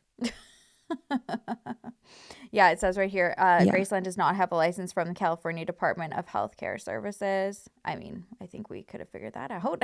You know, let me help you understand. We don't detox people in this house. When we first opened, did we do that with Cassie? Yeah, we made a mistake, and we're not going to do that anymore. See, Grace, she's just a woman online that was just her fake name. She was like some Wonder Woman trying to like take down, you know, Big Bad Pat, you know, having people detox incorrectly in my sober living, you know. She was trying to take me down because I wasn't detoxing Michael correctly because he was off the streets and he couldn't afford a detox. So I had him, you know, get off that stuff at my house. And what's crazy is that, like, there's even still people here that, like, believe what she started. Bro, so I just talked to Graceland, and they're going to come pick you up, bro. Yeah, they're going to give you a chance. So you'll get in there, you'll do a month, and my foundation's going to help you get in there for the first month, and the rest is going to be up to you to show willingness to surrender and do whatever they're telling you to do. I won't take it. Right on, bro. The first couple days I was in the room detoxing, he had said a couple of really off things when he thought nobody was in the room. He was upset when you got him off the floor when he was sleeping, and he said, "I'm going to in this house." I took him to the side and I said, "Hey, no, I'm not trying to be, can't say stuff like that. Like, that's really not, because I know you're detoxing, like, new and everything, but..." This guy, like, we wanted to get him in immediately, so we took him to the ER to get detox medications, and right now he's on a benzo to help him taper. Now, if anyone has a problem with that, I would love to hear what other advice you guys have to help this guy. Because I'm not going to let him, like, I mean, if he is willing to be in this house, I'm going to let him be in this house taking, yes, narcotics to help his body healthily get off this, because benzos is the one thing that you can die from. So we took him to a doctor to get on a medical taper. I think that all of us here, I mean, I'm a heroin addict, okay? I know what it's like to detox. And I've taken a lot of benzos. I've been to detox for benzos. So I understand. So I know that, like, you don't need, it would be nice to put you in a medical detox. That would have been ideal, but that wasn't in the cards for you. Unless you were willing to pick up the phone, but I didn't even see, all you were able to pick up is tank, bro. No. And it was scary, Graham.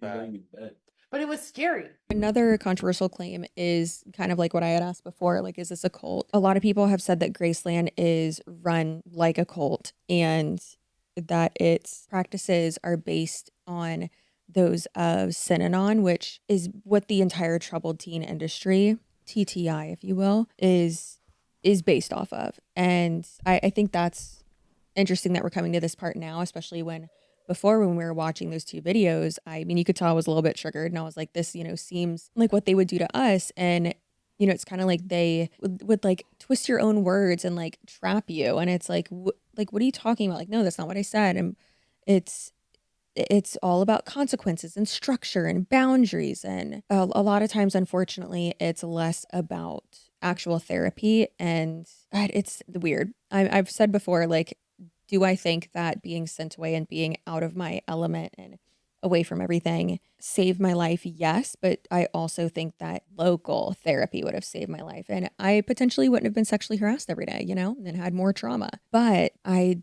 would I ever send my own kid to the troubled teen industry? No, I would never send my kid to an inpatient treatment facility, especially with how these places are run. And like, I even went to one of the nicest ones and at the time, and I was still sexually harassed almost every single day. So it's really, really crazy. I'll have linked down below sometimes when we like talk about more serious topics, we'll put like documentaries or videos or something that we reference in the description box. So I'll put in there the Synanon, some information about that, and then also about the troubled teen industry, and then some good like documentaries for you to watch and all that. Okay. But the Synanon cult started as a drug rehabilitation program and descended into becoming a full-blown cult. And we'll have, like I said, more videos about that. But it's a tough love cult, and it's where the troubled teen industry stems from. And it's all, like I said, about tough love. Hey everybody, my name is Wayne. I do TikToks on cults and usually cult psychology, but today we're going to talk about the history of a specific cult, Synanon. If you haven't seen parts 1 and 2, I suggest you go back and see them. So we're in about 1968, 1969. Synanon has bought a small storefront in San Diego, and they're actually starting to get people who agree to being in a 2-year treatment program under Chuck Dieterich. So the question is, what did the treatment program consist of? This is where it gets interesting. There were a lot of meetings. There was a lot of time scheduled with meetings very similar to AA, where they would sit around, talk about being an alcoholic, talk about the 12-step program. And Chuck Dieterich used a lot of aspects of 12-step rehabilitation programs. Now, in addition to this, Chuck Dieterich, and a large part of his epiphany, was something called the game. What was the game, you ask? The game is the foundation of all things bad about psychology today. You see, the game was very simple. You'd gather into a group, and people would sit around and tear you apart. They would mock you, make fun of you, call you names, swear at you, threaten you. They would use whatever means necessary to break you down, because this is the key. Chuck believed that in order for an addict to become clean, they had to be torn down completely and rebuilt anew. Now, about a year and a half into the program, the local city's really excited. Why? Because they've got less addicts on the streets. They're getting less calls about addicts breaking into buildings and stealing things. So the city starts telling people, hey, you know what? This is a great program. Not because they'd actually seen any empirical evidence yet, but because, quite simply, they had less addicts hanging around. And let's make a couple things known. Chuck Dieterich doesn't have a degree in psychology. At this time, there was no governing body. He didn't have to meet any requirements. He didn't even need requirements that he was going to meet their basic needs. And as we talked about last time, they were living on the streets. They were stealing food.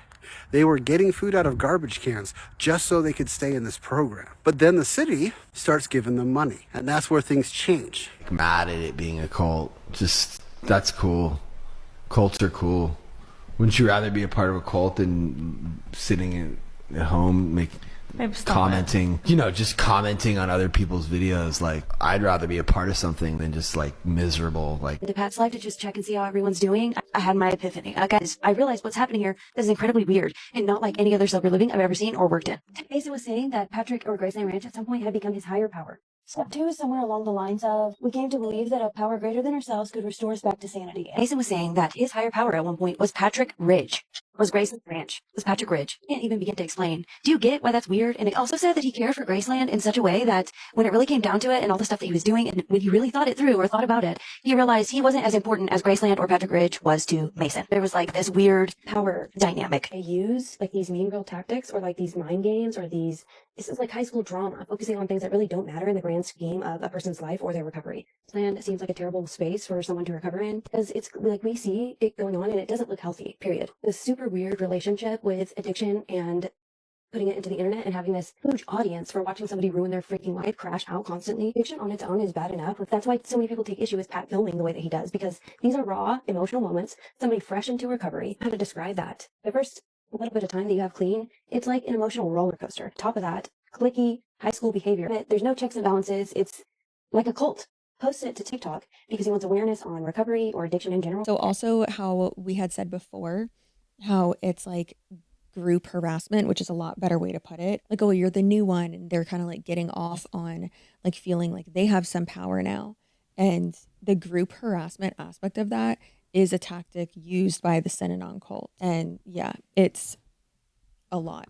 Yeah, it's insane. What did they say, like, the purpose is? Because, you know, like, usually, like, in a cult, when you're called out for something like that, there's always like this, like, what do they think the benefit of that is? Like accountability and feeling like it's not just like the leader like ostracizing you, feeling like it's like your peers doing it. Oh my God. Yeah, like we were encouraged to like call each other out on stuff. And there were times where it became like really like just too much. Toxic and just horrible. Super Which super even toxic. like that one clip that we've seen, I mean, this is on the daily too, they're like on live all the time, but even in that one, like I thought that as well, of them not picking on Nick, like, cause whatever, like Nick's problematic in himself, but it was like little tattletale session, like everybody was like, Yeah. oh yeah, you said Well, this, it's like who the like coffee mugs and whatever. But it's like, who works here? Are you all staff? Right. Like you're all recovering addicts, but like there needs to be that boundary of like, you are like the authority, you're the one who works here. Like maybe not people who are just freshly sober. Well, like, yeah, if their director is only sober for 3 years, that's insane. yeah. So insane. So there have been multiple lawsuits and he does not take it seriously. And then he did a TikTok pretending like the FBI was like shutting down the thing. So let's go ahead and watch that. Had to get another job. They finally shut down Graceland. Hey, you missed a spot. Right over there. Clean the table. All those angry Karens finally got what they wanted. It's unfortunate, though, because now there's 20 people on the street who were once sober. Feed me a funny line. Keep filming. Turns out we didn't know anything about insurance. Oh. Turns out we really didn't know anything about insurance or the industry. We also probably shouldn't have had them do the septic tank. Who's salty now? Should have treated Blue better. She called the FBI, and the FBI did a 2-year, multi-million-dollar investigation on my sober living house, and they showed up, they raided the house, and turns out the FBI has nothing better to do than investigate sober livings. So he's a comedic genius. I thought that was going to talk about the lawsuit. I love the way your mind works because that's exactly what I said too. I was like, there's got to be some pending cases. So I did some research and yeah, of course, there's lots of pending cases. In fact, there's 2 just this year. And that could be the body brokering, or it could be freaking insurance fraud, or it could be a HIPAA violation since he puts all of his clients online. I'm not too sure. It wouldn't be a HIPAA violation because he's not a healthcare provider. Right? Yeah. Loophole. A lot of people think that I'm bashing this guy. I really just truly hope that he gets help. I want this guy to succeed because I've seen a lot of people come through his program, but I haven't seen one single success story. And I don't know if that's for clicks or views or whatever, or maybe he's just trying to show all the like high intensity emotional moments to get views and stuff, but I haven't seen one single success like story come out of there. So he's got this amazing facility. He's got an amazing potential to help people, but he was posting videos like this. Somebody was like, oh, it's a publicity scam. So funny to be the parent of some kid who's at his facility and you see a video like that. Just imagine being somebody's parent and you just sent your kid off to that facility and you see that live stream where he's freaking out and like bugging out. Yeah, I don't think that about a kid going there, but even still, like if that's your loved one, you know, like that is...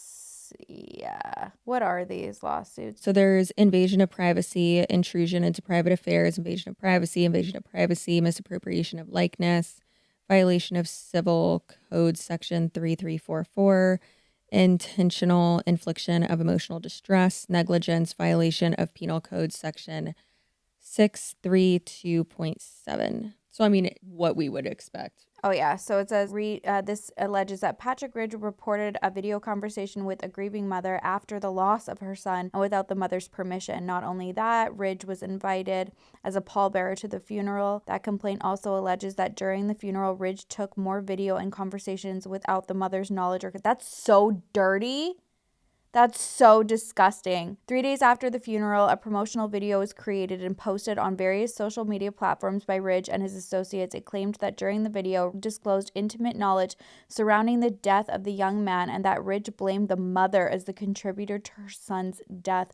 It's alleged that the supposed contribution was contribution was allowing her son to leave Graceland Ranch to attend a competing treatment center. It's further alleged that Ridge claimed the son would still be alive if he stayed at Graceland. Wow, that is so sick. That's so fucked up. That is so fucked up. Oh my God, there's so many. I guess we can leave the links for everybody to, if you guys want to like read some of these filings, because it does give more. It's disgusting. He loves attention. And I mean, it's pretty crazy to do a promotional video of like, one of our clients is dead.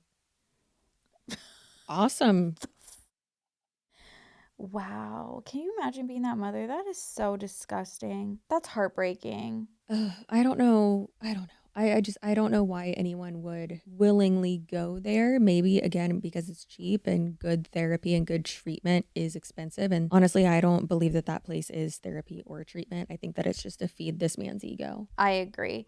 And I think just based on some of the comments that we saw like throughout some of those TikToks, people almost like they believed it, right? Like, so for a while, like he's been on social media for a while. So I think like the appeal was like that everything was out in the open, and people who were going through struggles like just kind of like saw this guy and was like, oh, well, it's like a reality show. You've been so open. Yeah, you've been so open. Yeah. No, I can relate to you. I want to be a part It's your trashy of this. TV.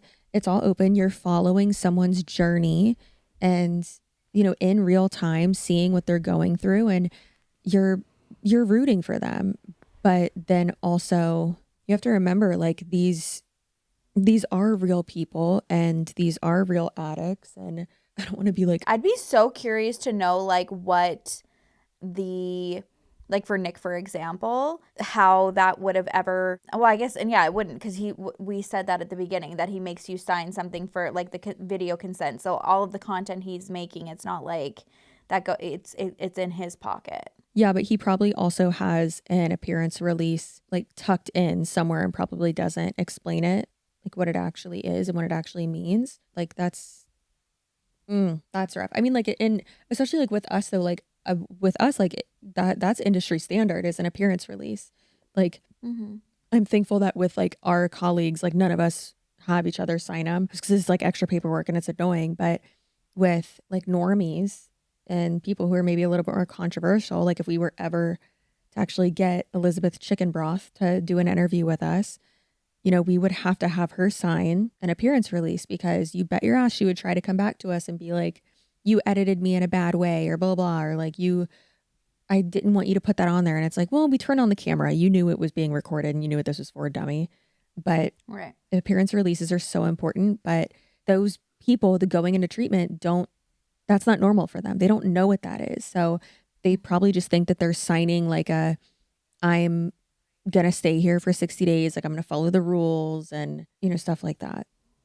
And understand that I'm on the camera, but don't necessarily even know what that equates to for gifting on lives and views and everything, right? Yeah, it's gross. I fucking hate it. I hope I promise that the next few episodes will be a lot more lighthearted. I mean, it's been heavy. Who knows, girl? I'm about to need to do my own upper bluff right now. These eyeballs are so tired. No, we gotta go. Sorry for putting you guys through that. We love you. Yeah. Stay feral. And stay delusional. Damn the man! Save the empire! Goodbye. Goodbye.